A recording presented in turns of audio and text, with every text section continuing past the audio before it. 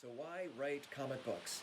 Stephen King, in one of his nonfiction books or an introduction to one of his novels, I don't remember, says when people would come up to him early in his career and say, "Why do you write such terrible, awful things?" he would say, "What makes you think I have any choice?" And I think that's a great insight into all of us storytellers. What makes you think we have a choice in the stuff that we write? Now that's of course talking about genre, but why a comic book? Why move from novels and whatnot into comic books? Well, I tell you, here's the thing. I was pretty much alone when I was a kid. I have 6 older brothers and sisters, but all of them were much older, and like the next youngest is 10 or 11 years older than I am. So by the time I'm getting to be 8, 9, 10, they're gone. They're long gone out of the house. So it's just me and my backyard and my bike and the neighborhood, and I'm just making things up as I go along. So I had a lot of time by myself. I don't know if it's nature or nurture. I really don't. I don't know how much, being forced into you're by yourself, have fun, did that, really start the whole storytelling process? I really don't know.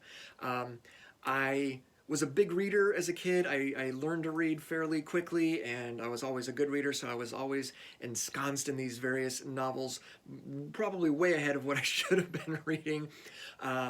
And so I've always been a storyteller. I would, I'm going out in my backyard with my wooden swords and beating the crap out of citrus trees because they're monsters, right? It's like D&D. Or I'm getting on my Schwinn banana seat motorcycle and I'm taking off all through the neighborhood. And of course you got to have the machine guns on your handlebars, right? Shooting the bad guys. But every day was a story. Every single day was a brand new story. When I was 9 and 10 years old, I was improvising full-length audiobooks on my dad's cassette recorder from work. Like just going off, like I had characters that I liked to work with and I would do all the different voices. I had no plot, I had no outline. I would just start going and pretty much most likely recycling stuff from like movies that I'd seen or television that I'd seen. And I had a ball. I had an absolute blast. So why comic books?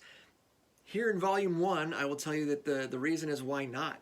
Like, telling story in comic book form is just a natural progression from novels and from working on learning how to write for television, how to write for film, and having written for theater and all this kind of stuff. It's just another way to tell stories, and that's what I do. I can't shut it off. So I hope you'll check out Beckett's last mixtape. It's live right now. I think you will really like it, particularly if you're an Xer like I am, or if you just remember high school and you remember how difficult sometimes high school could be. But here's the thing. Remember, my stories will make you smile, but not until the end. You got to get through it with the characters, right? All right. Thank you very much. I'll have another episode up shortly. Yeah.